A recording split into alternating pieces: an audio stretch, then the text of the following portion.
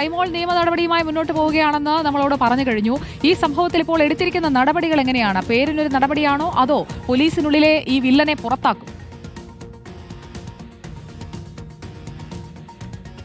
സുജി, ആ പേരിനൊരു നടപടിയിൽ ഒതുങ്ങേണ്ടതായിരുന്നു. അതായത് ഇന്നലെ ഈ ദൃശ്യങ്ങൾ പുറത്തു വന്നതിന് പിന്നാലെ മണിക്കൂറുകൾക്കുള്ളിൽ തന്നെ പ്രതാപചന്ദ്രനെ പോലീസിൽ നിന്ന് സസ്പെൻഡ് ചെയ്തിട്ടുണ്ട്. പക്ഷേ അതിനുശേഷം കൂടുതൽ പരാതികളും കൂടുതൽ ആരോപണങ്ങളും വന്നതിന് പിന്നാലെയാണ് ഇപ്പോൾ വകുപ്പ് തല അന്വേഷണത്തിലേക്ക് പോലീസ് കടന്നിരിക്കുന്നത്. അതായത് നർക്കോട്ടിക് ഡിവൈഎസ്പിക്കാണ് ACPക്കാണ് വകുപ്പ് തല അന്വേഷണത്തിന്റെ ചുമതല നൽകിയിരിക്കുന്നത്.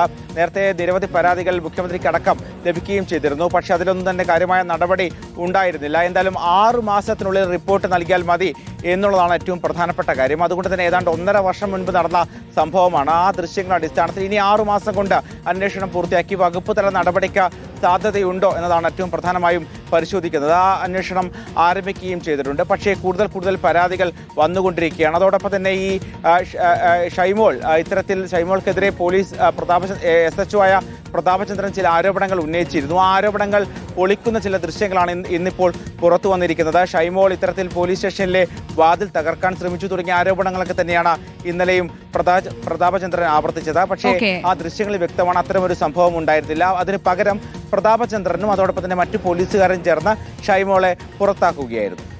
ആ ദൃശ്യങ്ങൾ കഥ പറയുന്നു. ഇപ്പോൾ ഷൈമോൾ ഹർജിയുമായി കോടതിയെ സമീപിച്ചിരിക്കുകയാണ്. Thank you Arjun.